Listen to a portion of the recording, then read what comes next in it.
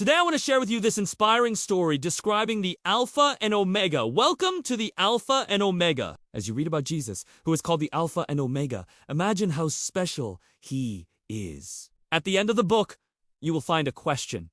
Read carefully, and you will find the answer. Chapter 1. Who is the Alpha and Omega? In a wonderful vision, John saw Jesus, and he was called the Alpha and Omega.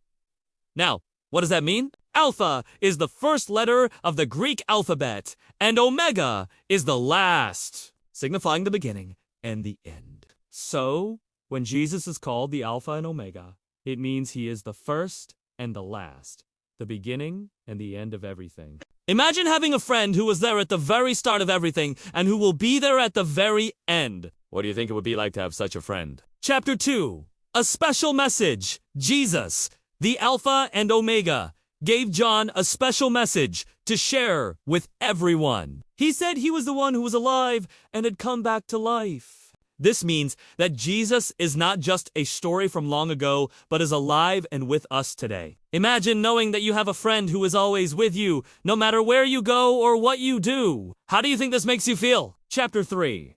A new beginning. Jesus, the Alpha and Omega, also told John about a new beginning. In this new world, there would be no more sadness, no more pain, and no more tears. Everything would be perfect and full of joy. Imagine a world where you never feel hurt or sad, and every day is full of fun and laughter. What kind of adventures do you think you would have in a world like this? Chapter 4. The promise of a home. John saw that Jesus promised to prepare a place for everyone who loves him. This place would be like a beautiful home, where everyone would live happily forever. Imagine having your own special place, filled with everything you love and lots of friends to play with. What do you think you would want in your perfect home? Chapter 5. A love that never ends. The Alpha and Omega, Jesus, showed John that his love never ends. No matter what happens, Jesus' love is always there, strong and unchanging. Imagine having a love so big and so strong that nothing can ever make it go away. How would you share this amazing love with your friends and family? Chapter 6. The bright light.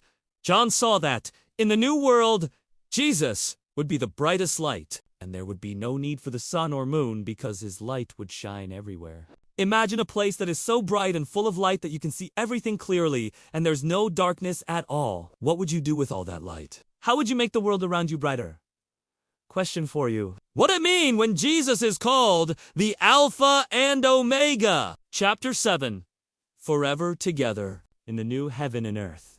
Everyone who loves Jesus would be together forever. There would be no more goodbyes or separation, just endless joy and love. Imagine being with all your friends and family, playing and laughing together forever. What do you think you would do first if you could be with everyone you love forever? So now it is answer time. When Jesus is called the Alpha and Omega, it means he is the first and the last, the beginning and the end of everything. The end. Thank you for reading the Alpha and Omega. This story shows how Jesus, the Alpha and Omega, is always with us, from the beginning of everything to the very end. Remember that his love is always with you, and you can share this love with everyone around you. Keep dreaming of a world full of light, love, and endless joy, just like the new heaven and earth.